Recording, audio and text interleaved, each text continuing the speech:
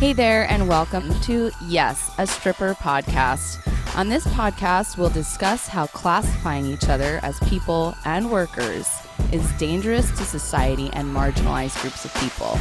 We'll also talk about the climate in and outside of the strip clubs and all of the amazing things that strippers do. And of course, we'll talk about all of the things in between.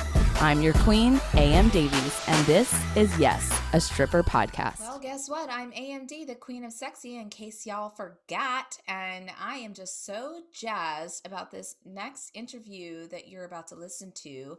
I had an opportunity to chat with April Haze, who I've been watching on Instagram for a minute now and who has inspired me in a few different ways. And yeah, it was really lovely. It was our first time meeting.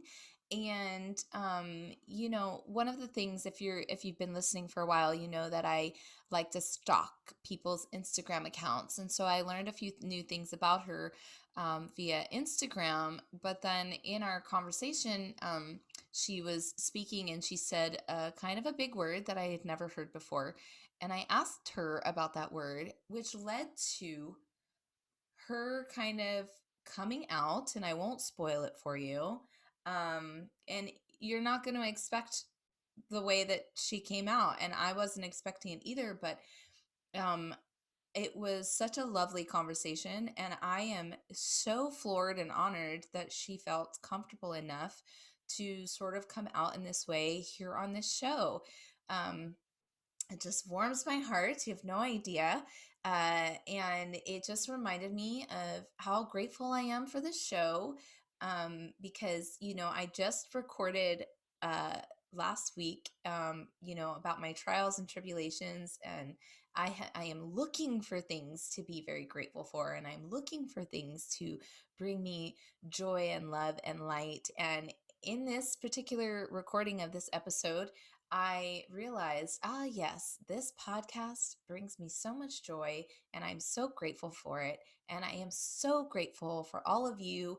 You always are writing to me and saying such lovely things, and I just appreciate all of you so much. And I'm also open to constructive criticism, so always feel free to write in those messages as well. But anyways, enough about me. That wasn't the point. The point is thank you, April Hayes, for just making my day, and I'm so excited for all of you to learn from this beautiful spirit, and to just gain some new insight. So, without further ado, let's meet April Hayes. So, today's guest that we have is April Hayes. Hello, April. Hello. Hi, thanks so much for joining us. Thank you for having me. I'm so Yeah. excited. I know, I'm so excited too, but I just want to make sure that our audience knows this kind of new thing that we're working on before we start launching into all of the ways that you're amazing. So, yes, audience, guess what? We are finally accepting listener donations to help keep this show going. This is because I absolutely hate capitalism and I can't stand listening to commercials on podcasts. So, if you love this podcast, please consider donating. I just made a brand new website to make donating very easy. You can go to yesastripperpodcast.com, and there's going to be like donate buttons in at least two different places on the homepage. So that's yesastripperpodcast.com. Anything helps, and the majority of the money will be going towards paying our guests, who are largely strippers who have been out of work for like the whole last year. So, yes, please make sure to make it rain. So, that's enough of that. Thank you so much. Again, hey, April, what's up? What's going on in your world? How are you? I'm good. I actually just came back from like a little miniature vacation. I went to a little tiny cabin that's like all isolated, so nice and social distancing. Oh, I love No people that. around. I love I it. went with my boyfriend, so it was really nice. We got to be like in the forest, which is just so calming in this hectic time. I know. And thank you so much for bringing that up, because I have like so many things to ask you to get to know you about. And like that was definitely like a really good nugget of information, because it totally ties into something that I'm going to ask you. But first, just to be clear with our audience, just want everyone to know, what are your pronouns? I use she, her pronouns. Tight. Yeah, so Very cool. that's basically. Also, I just have to say that I love how your hair matches your lipstick today. Thank you. Yeah, pink Yes. is my favorite color. A Is lot of it? people don't think so. It's like, well, I've had my hair different colors, and so every time I change my hair color, I kind of wear that color a lot. So I had green hair, so I'd wear green a lot. I had orange hair, so I'd wear orange a lot, and people would always think those were my favorite colors. I'm Right. just like, no, it's pink. It's pink. And Yeah. so I love now I that. have pink hair. I love it. Yeah, it's gorgeous. It looks really good on you. I think I've seen your Thank green you. hair before. Yeah, it Yeah. was, oh, I almost said last year, but almost 2 years ago, I guess. Yeah, it's so funny because I've heard from people say like my mom's neighbor said the same thing. She's like, I keep going to say last year, but like that was 2019 because 2020 just feels like this weird black hole, Yeah, you it's like a know? weird blip, Yeah. Yeah. It was like it didn't happen. Hmm. Oh, but it did. Oh, Yeah. that shit happened. I think That it's a shit. way for our brain to process it. It didn't happen. Yeah. So why did you decide to go to the forest just like on a whim, or is that something that you all had planned together for a while? Like tell us a little bit about that. It was kind of on a whim. I like to travel a lot. Like for me, like little vacations are always like something I grew up with. Like my parents would always like save lots of money and we would go on a vacation like either every year or like once every 2 years. And so traveling was something that was like instilled in me. Yeah. And so like I just like a little change of scenery, even though like sometimes traveling stresses me out, like, but it's so nice to get away so I can be happy to come home. Like that's kind of what I Yeah. need. Yeah. But yeah, I got my stimulus and I was just Oh, like, good. it's been a while since like I haven't gone on a little mini vacation since last year. Last Yeah. year I took a vacation in March. Like I planned it before everything had happened, and Mm. so I like it was expensive that trip, but this one I was lucky I was able to find like a really cheap location that was like Yeah. really highly rated. So I got really lucky with this one. So it was just kind of like on a whim. Me and my boyfriend weren't able to celebrate our anniversary for like with a trip this year like we usually do. Mhm. So this was kind of like a little mini version of that. Yeah, so when you were planning, well, you had planned your March trip for 2020 and then like did you go on the trip and then the pandemic was a thing, or was it like the pandemic is here and you're like, So let's go? it was the pandemic was here. So basically like my work and everything had like shut down, and everything had gone into quarantine. Like I think it was like a week before my vacation. Mm. And so I was like, well, like, I mean, I guess it was like a social distancing vacation too, just like this. Mm-hmm. And it was just how I planned it. I'm like, oh, I want to be like isolated, in the forest. I just like my vacations, I either like to go to like places with lots of historical monuments, lots of places where I can go to like see the sights, or I like to be in nature or like relaxing. So Yeah. that was one of those relaxing type of vacations away from people. And so I got really lucky that it was such a social distancing vacation like that I Yeah. planned without even knowing about COVID. So Yeah. Yeah. um it did suck though, because I like it was expensive that trip. And so it was like, how when you're a working stripper, it's like, okay, well, I'll just make this money in the next shift. Exactly. Yes. And I didn't have any shifts to make money from that. So Right. it was kind of the start of like the whole, oh shit, like shit's going down. Yeah, and fast too. What were your plans before the pandemic? Like were you like I don't know about you, but I had like a ton of plans before the pandemic. Like were you one of those people where you like had shit lined up?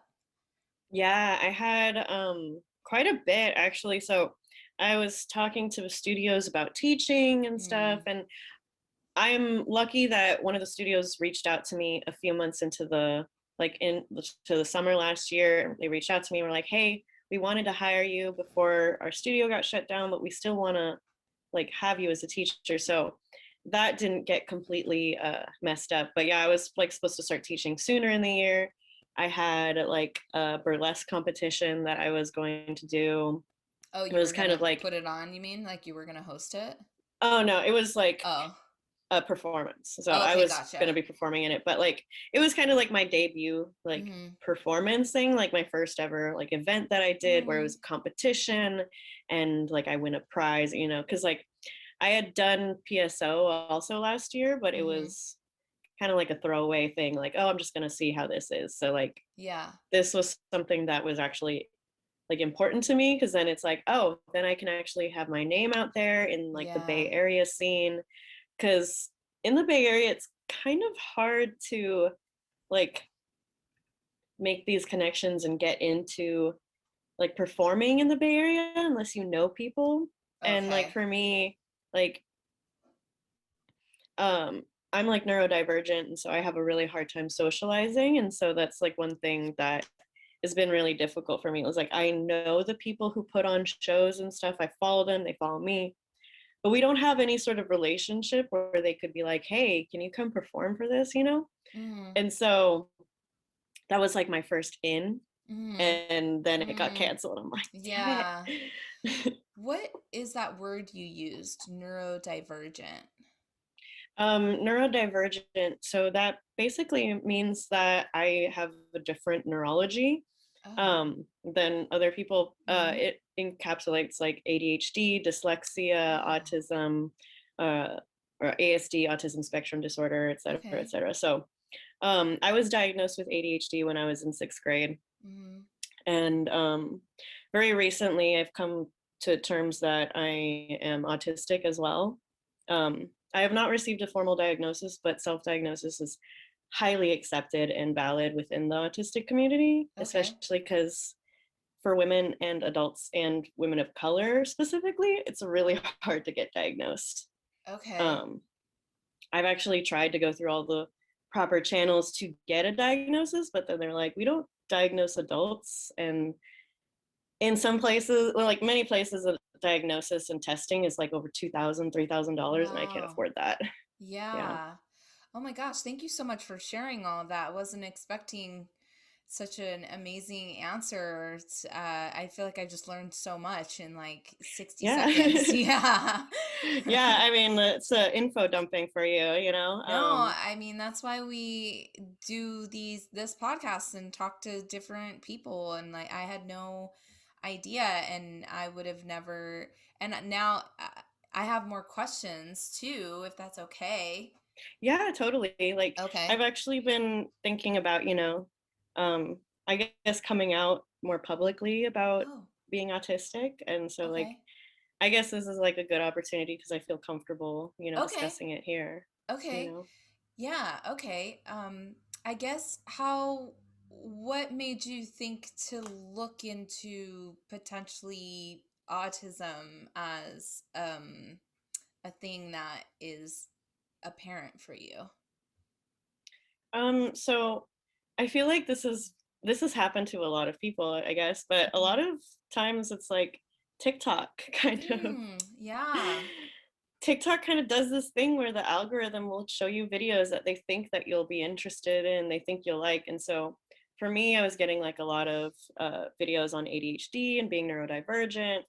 And every once in a while, I would get videos from autistic creators, and I would be able to relate so much to everything that they would talk about. And the more research I did, I just realized like it doesn't really make sense that I have ADHD, social anxiety, hypersensitivity, sensory issues, and a long list of like other things that just like, you know, are like issues and traits and things that I deal with. Like I felt like it was too much of a coincidence to have all of these things and where I Mm-hmm. could just be autistic with ADHD, you know? Mm-hmm. Right. Whereas like a lot of times that will happen, whereas someone will show all the traits and symptoms of autism spectrum disorder. And a lot of times people will be like, oh, that's ADHD and all of these other things, rather than just diagnosing autism. Because I think Mm. a lot of people are afraid of it. And on top of that, there are certain things that happen when you do get an autism diagnosis. I, for one, don't care about this, but you can't join the military if you have autism. I Okay. think it's a plus. Yeah, totally. I'm like, cool, I can't get drafted. Hell yeah. Yeah, when I lost all my toes, I was like, yes, I'm pretty sure that I can never get drafted now. Yeah, so Yeah, no, there are totally. So it's pluses. like, yeah, so it's like, I mean, it is a disability, so there are Mhm. pros and cons, right? Like Yeah, many things. Like, yeah, and I think discussing it as like as a disability and how it's not a horrible like disease that can be cured. Like, it can't be right. cured. It's a different neurology. Right, right. That's so fascinating. And I do understand the spectrum. And I learned a lot about Asperger's a few years ago. And I really appreciated people who are living with that. And, but I would never look at you, and I apologize in advance if I'm going to sound ignorant, but I would never look at you and think that that would be a thing and for you. And I think that that's really, it's good to talk about it because like you just never know what's going on for people, and Yeah. like you're you are living a great life, and like and there's nothing wrong with it. And even people who I've encountered with autism on a different side of the spectrum of you are just like some of the most beautiful people, like just inside and out, some of the most Yeah. beautiful people. Yeah. I mean, I've also met like people on the spectrum who are pieces of shit. Like, like it's very much, you Okay. know, um I mean, I do appreciate, like the whole like, we're human. Just Mm, gotta like remember that and just treat autistic people like you would want to be treated.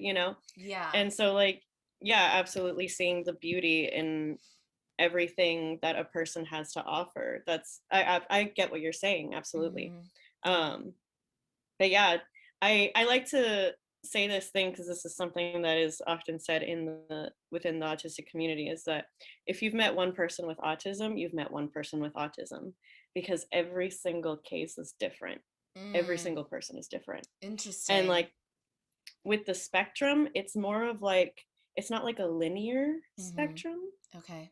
It's kind of similar to like gender and sexuality, where it's like everyone has like a little bit of this within that community. So like with autism, there's sensory issues, communication, um, social aspects, and then like behavior, like motor movement. And so within those categories, that's where the spectrum lies. So like for me, I have like a harder time on social aspects, but I can still communicate, I can still talk, I still have like motor functions and all that stuff.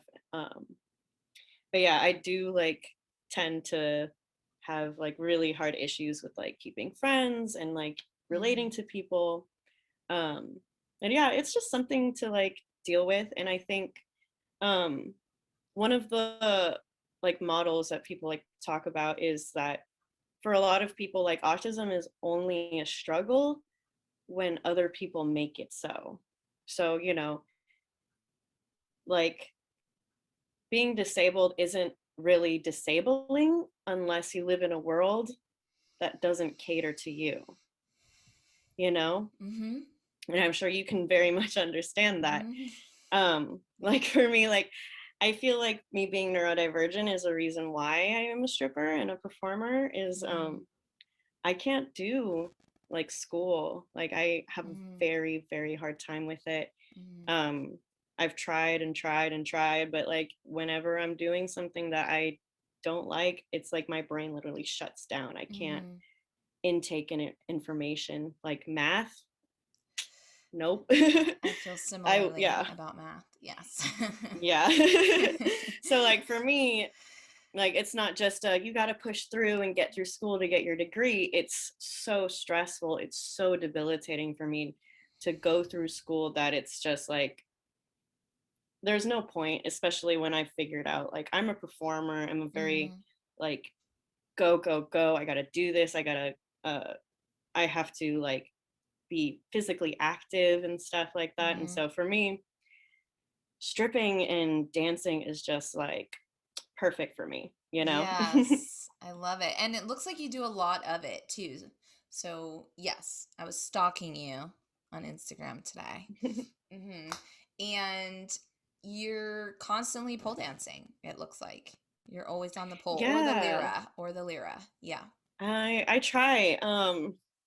For me, yeah, it's like if I need a regular ish routine. It's like with ADHD, routines can be very difficult, but without a routine, then autism is very difficult. So I have Oh, having both is interesting. like they kind of battle each other Yeah. sometimes. It's really annoying. So I need a routine, but not too strict that it feels confining. Hmm. Um, and so basically I need to go to the studio. I need to have like somewhere to go, somewhere to be, something to do at least like a few times a week to feel Hmm. somewhat normal. Hmm. And so like for me that's like what helps a lot. And then on top of that, teaching, I have to teach choreography, and it takes me a while to do choreography, so I'll that's another reason for me to go to the studio. So it's Hmm. just kind of like it just helps me a lot to dance, and then it's my work, so it's like okay, perfect, Yeah. you know. Yeah. Did you start polling before stripping? I did. Okay. Yeah, I started pole dancing like 6 months, maybe less than 6 months Okay. before I started stripping. Hmm. But yeah, I started stripping to like pay for my pole classes, and That's then I funny. stopped taking pole classes. Yeah. That is amazing. I've not heard that Yeah. yet. I was stripping to support my pole habit. I love that.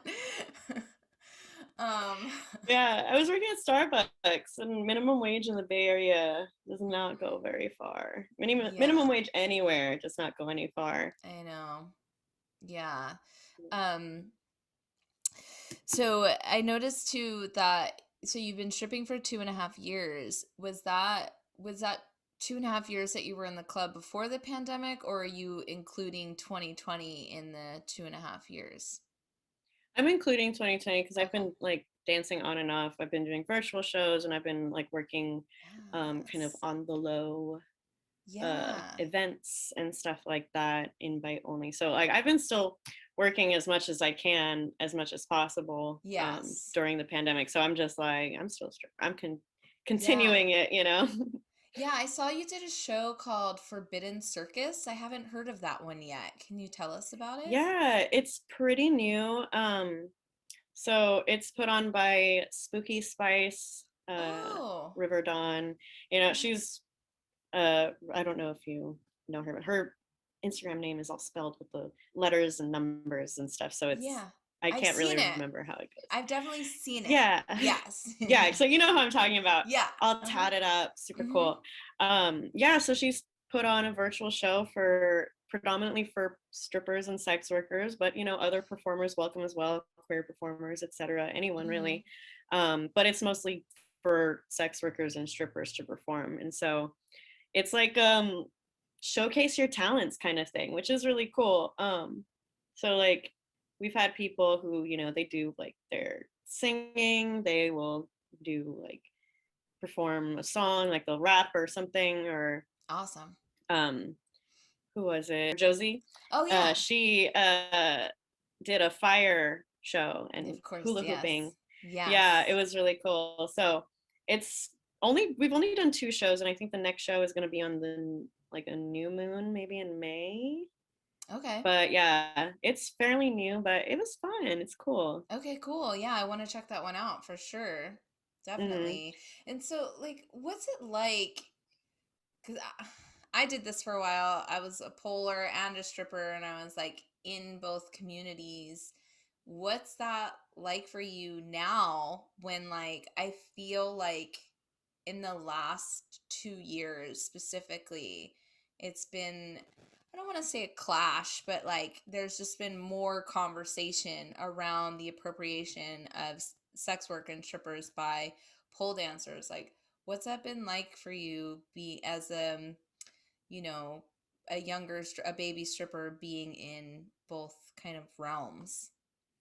it's really strange because like for me, a lot of things like I feel like I've changed so much because of the pandemic. Yeah.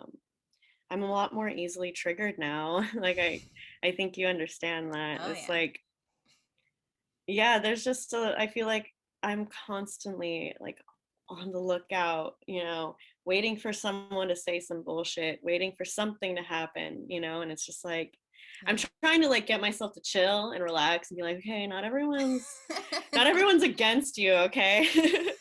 Yeah. But it can be tough sometimes to like, you know, be in a bad mood because I'm out of work. I want to dance. I want to make money, and then seeing like pole hobbyists living their best life right now, and then not talking at all about what's going on with sex workers, which there's a lot going on between online sex work being constantly attacked and online, like just people online trying to just advertise, Yeah. whether it be like strippers, cam girls, porn stars, etc. Hmm. We're all being attacked online. Yeah. And then on top of it, you've got like other parts of the world, like in Bristol, where they're trying to get rid of strip clubs completely, Yeah. and it's really, it Yeah. really sucks, to Hmm. see these people who are using an art form created by sex workers. They're living their best, ultimate, amazing life. And, like, they're like silent, and it's almost like they don't care. And I know it's not that they don't care, but their lives are obviously more important to them, Hmm. which it makes sense. I get, you know, you're going to do what you want to do, right? What's Hmm. best for you. And if Hmm. what's best for you is making money on the pole, then I guess fine. But you can at least, speak out, give a platform, you know, constantly Yeah. be posting information about what's going on, about what we're dealing with. Um, Yeah. yeah, it's been like hard, but one nice thing is that like I will get like some of my coworkers from the pole studio, or some like people, some of my students or pole friends. They'll like ask me questions, or like try and actually learn from me and be properly informed and educated. They'll actually do the work and be like, hey, I don't understand this, like how does this make sense? Can you let me know? And I'll tell them like, hey, yeah, this is why this is appropriative, or this is why you shouldn't say this. And Right. so they're actually coming to me and being like, hey, I don't really understand this. I want to know. I want to understand. And like Yeah. coming from a place of actually wanting to be educated. That's So that's nice. nice. That's very cool. Yeah, I was teaching a few ladies in my house pole dance lessons when um you know the with the cases slowed down. So I'm just trying to let everyone know I wasn't just Hmm. having people over my house, but I was, and they were all production ladies, and so they all got tested like 3 times a week. Anyways, we were safe, everyone, All good. and they were getting. So I was giving them lessons, and after the lesson, I would sit them down, and we would also have like a stripper history lesson as well, which was the first time that I had started implementing that like very directly, um, Hmm. because of everything that's been going on, and that wasn't really an option to do as much in the studio because you're like working under somebody else's roof. To like sit people down for 10 minutes and give them a history lesson isn't part of the curriculum. So it felt Yeah. really good to be able to do that, and I'm glad that people feel like they can come to you and ask you. I think that's really healthy. That's Yeah, nice. Yeah. definitely. Yeah. The really nice thing about like where I work, the studio I work at, is like it's woman owned, POC owned, and the owner, she is super amazing, super sweet, always super respectful, and like I feel like because before, as a like as an instructor, I feel like I've been fetishized before as a stripper, and like she never did that, never once made me feel fetishized or like judged for what I do. Mm-hmm. And so Right. it's nice because she'll get students in her class who are strippers, and she'll recommend them to me, and they'll get super excited because they'll find out that a stripper works at the pole studio and that the pole studio is not ashamed of it, you know? Yeah. And so like she'll tell people like, oh, if you want to take this class, this heels class is great, it's taught by a stripper, amazing, she's amazing, you know. So she'll like talk me up and tell people that I'm a stripper, and that, you know, because I've put it out there, I'm out, You're and she open. knows. Okay. Yeah, perfectly fine with people saying that I'm a Yeah. stripper, because, and I do use my stage name at the studio for, Hmm. you know, extra safety measures, but like, yeah, so it's nice to like work somewhere that's very pro stripper, and, you know, they don't fetishize me, because there's a lot of Yeah. places that are pro stripper, but then they fetishize strippers and Totally. appropriate, you know? Yeah, totally. I have heard those stories. Yeah. Yeah. So I kind of want to go there a little bit about appropriating stripper culture. So you inspired me to watch and do a review of Strip Down Rise Up. I mean, that was all you. You inspired me. So, Thanks. oh God. And it was painful to watch. So painful. Um, but what I found out by looking at your account was one of the things that came out of you doing that, and I don't know how this all culminated for you, but you ended up being in a BuzzFeed article talking about Yeah. it. Can you tell us like how all that kind of happened? Yeah. So I was kind of I was live tweeting watching the documentary. Um and I was like, oh, I'm like 5 minutes in and they're already like kind of talking down on strippers. I hate this already. It's bullshit. I don't know how this could get any better. Yeah. And I started getting some people replying to me and being like, oh my God, yeah, I feel the same way about the movie, about the documentary. Yeah. Kind of sucks. I wish they actually like gave strippers more of a platform on there. And there were like tons of people, like the one person was even like, yes, thank you, I was looking for a negative review, everyone was too positive about this shit, you know. And Yeah. then that got like quite a few like likes and retweets, and then someone from BuzzFeed was like, hey, I'm uh looking to interview people about how they feel about this new documentary. I was looking through Twitter, um the strip down rise up hashtag, and the whatever. So it shows up anything that says strip down, rise up. Mm-hmm. And so she found my tweet and wanted to hear my opinion. And so I was like, yeah, totally. Yeah. Um, then we scheduled like a little Zoom meeting like this. And uh, yeah, she asked me a few questions. And then like I gave my opinion on the documentary. But it was really nice. It was a cool experience. Good. Um, she was super respectful, the Good. person from Good. BuzzFeed. But yeah, all in all, it was a good experience, Okay. definitely. Yeah, it was interesting though, because like I know in the article they interviewed the director, and then also I think Amy Bond, the Mm-hmm. SF pole and dance Mm-hmm. owner.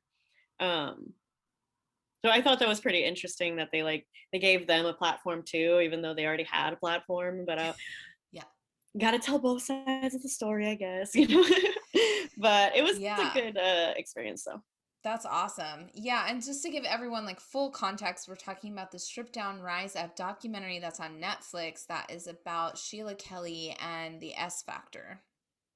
Yeah, And pretty much. yeah, it was very painful to get through, and I did notice that, there were some people who were like, "This is so great." And I was like, even okay, like let's just put aside strippers, because that all was very problematic how you dealt with strippers and Hmm. spoke about sex work. But it also was really offensive to the pole dance community. And like, okay, well, we're not therapists. And I got concerned that there would be an influx of people signing up for pole dancing because I mean, we're all extra distraught and dealing with extra anxiety. So it would be like the perfect place to go and cry about your anxiety. And I was just so worried that people would just be coming to pole for that. Um, Hmm. you know? Yeah, and Yeah. also I feel like it would push people away and like scare some people away. You think, well, it's like I don't want to do that. I just want to learn how to do some tricks or something, That too. Yes, that's an excellent point. Absolutely. Yeah. So, I'm glad though that you had a good experience with the media because, but it also helps that you were speaking to a woman. That that Yeah, helps. definitely. Yeah, Yeah, because I don't often speak to men. right. Yeah, they a lot of times the media just they get it wrong. So I'm really glad that you had a good experience. Was that your first time being in the media and speaking on subjects like that? Yeah, I yeah, pretty much. Like Awesome. I used to do theater and stuff, so I've done like interviews before and stuff, but it's all for Yes.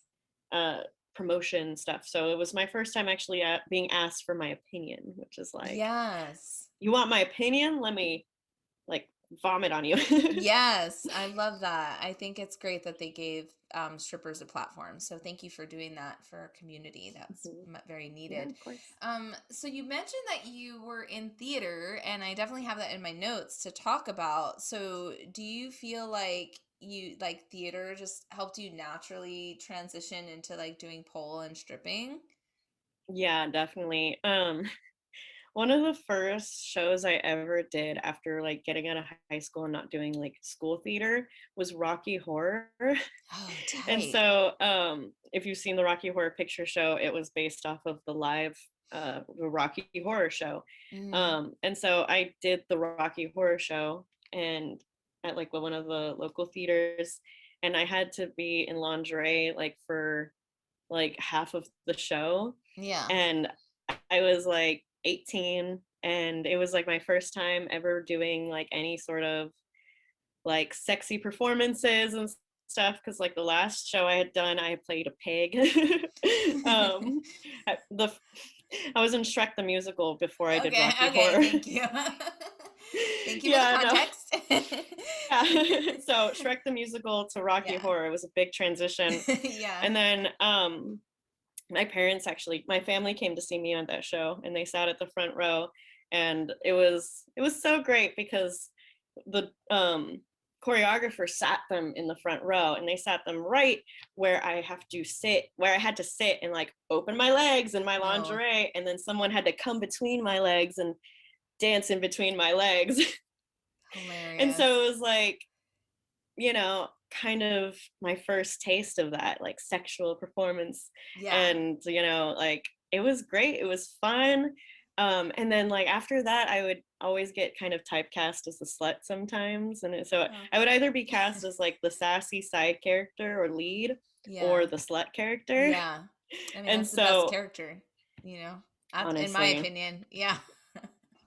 right, my last show I ever did was Avenue Q. I don't know if you know that I one. don't know that. Um, It is basically Sesame Street for adults. Mm. If you saw like the Happy Time Murder movie, it was like a puppet, but for adults. It was kind of like that, but that Okay. was the original. Avenue Q's the Okay. original.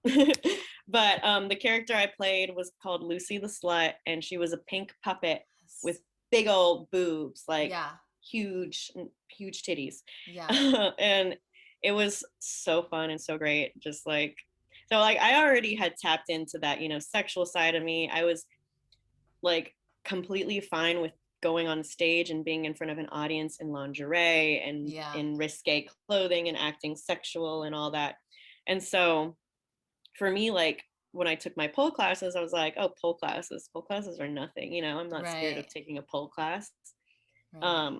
And then I was just like, this is fun. I need to I need to Makes you get want it. into this. Yes.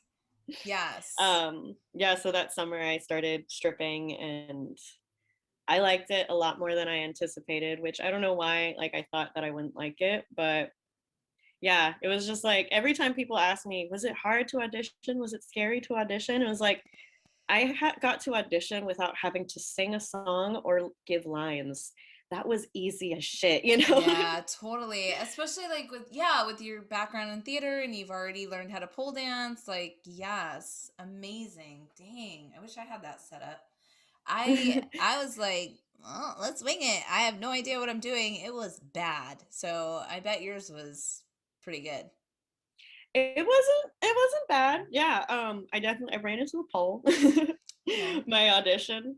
But it was good. Like Yeah. I think I made money on my Yeah. audition. There were Tight. customers there and they all tipped me pretty Yeah. good. So Good. um yeah, it was a great experience. But yeah, it's very interesting because it's like for me, I've always wanted to be a performer, but performing was so anxiety inducing, like singing Yeah. songs and like acting, remembering lines, and like I could do it. Mm. I've done Shakespeare. I was in a play where I had to learn over 200 lines. Like I had Yikes. a whole page of that, like a monologue, like 2-page monologue. So I can do it. It's just Right. it's just hard and so stressful. Yeah. So to find a way that I could perform and not have all of that pressure on me was Hmm. just the best thing that could ever happen to me, honestly. Yeah. Oh, I'm so glad. I'm so glad that you found that for yourself. And I can't wait for clubs to open back up and Yeah, for you me to, too. yeah. And so I'm not there anymore, so I'm not paying attention to what's going on. But it's California. You mentioned San Francisco, right? Hmm. So I just wanted to make sure that that you already mentioned it and that I'm not mentioning it. Okay. Yeah, And yeah. yeah. So is there any talk of when they're going to open back up? So I live in the South Bay area, which is like an hour or so from San Francisco. So none of the clubs here are open, but all of the clubs in San Francisco are open, like all Hmm. of them.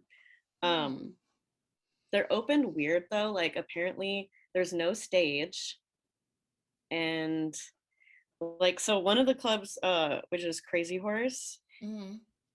I think they're only doing like a private stage show, like private stage show. So like I think there's like a private stage upstairs. So they're Hmm. only doing like a one-on-one private stage shows. And then the other clubs, like the Hustler clubs, Gold Club, all that, I think they're just doing lap dances. And so there's no stage, but there's lap I dances. don't know that that sounds like kind of backwards. I don't know. Like I get Right? because You lap would think dances stage would be more safe, it but I would, guess but the lap dances is what makes the money. So we have to remember. Okay, duh, of course it's not backwards. My brain skipped a beat when I said that, but I'm like, of course, no. They need the dancers to do the lap dances to make the money to pay the club to keep the thing open. Of course, okay. hmm yeah. Well, we What could doesn't talk. make sense is that the city is like saying, well, lap dances are okay, but the stage isn't. You're like, what? How does that make sense? Like, just let them be. Yeah, But we could talk like another hour on all of that shit for real. right. Yeah. But yeah, none of the clubs in my area are open. Like my home club is still closed. Okay. The club that I was working on, like on and off this past year, is closed. And so yeah, like there's nothing open. I know like Oakland, there'll be like events and stuff, Okay. but Well, nothing really. I'll pray to the universe that it opens for you and all of our siblings out there that need to go back to work. So Yes, hopefully, we'll see. hopefully. I So, know that yeah, I think, sorry, no, it's okay. I think that the like vaccines are going to be coming out soon, like for everyone in California. So I'm hoping that Okay. just Well, that will be exciting. I hope right. that, yeah. Good luck to everyone with your vaccines. Hopefully they work and we don't need Yes. another one in 6 months. Yeah, we shall Right. see. Want to be fabulous just like these strippers? Pay attention. It's stripper tips. So my tip to strippers, performers, sex workers, anyone who really makes a living off of themselves. My tip to you is to just do you, be authentic. Like unless you're an asshole, be authentic, be yourself.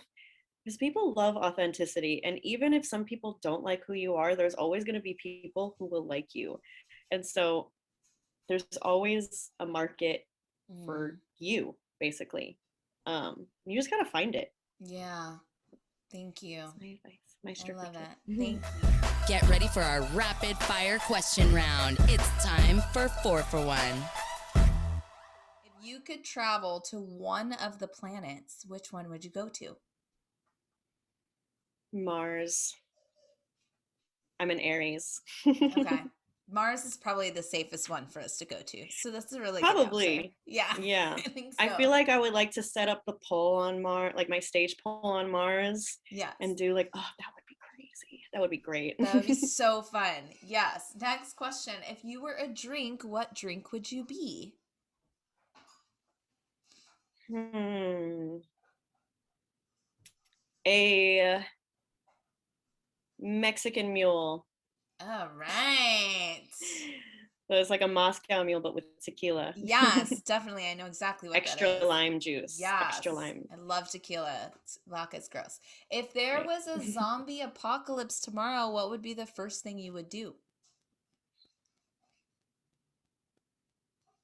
I would take my boyfriend and my cats and go to the beach. Okay. Yeah. Okay. I'm just like wondering how that's going to play out for you on the beach. That's all. I don't know. I I love feel it. like I'm gonna go to the beach and I'll find a boat and Yeah. I'll sail There away. it is. There it is. That's good. Last one. If you could have a magical power, what power would you choose to have? Oh goodness. Probably like super strength. Okay.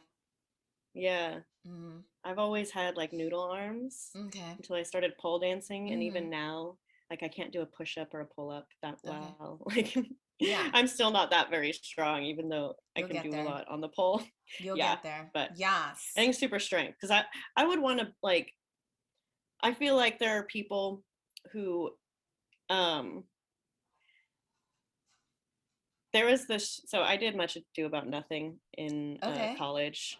Shakespeare. Do you know that one? Yeah. I mean, I've heard of Yeah. it, but I'm not Shakespeare like educated. Hmm. Yeah. Mm-hmm. So I played the lead, Beatrice. Okay. She's like sassy, big character. And one of the lines when she's really angry is she's asking the other lead, Benedict, she's asking him to like fight this guy for her. Yeah. And she's like, if you really love me, you'd fight him. And then she says, if I were a man, I would eat his heart in the marketplace. And so I would want super strength because I think there's a lot of men that if Mm-hmm. I were a man, I would like to beat their ass. Yes. So Yes. I feel that line very much, that if I were a man, I would eat his heart in the marketplace. Okay. Well, Basically, I yeah. wish I had the strength. Yeah. Well, now I want to watch this Shakespeare play because of that. It's That great. sounds amazing. Okay. There's a I'm few gonna try that movies. one. Yeah. I've heard of the movies and stuff. Yes. Okay, cool.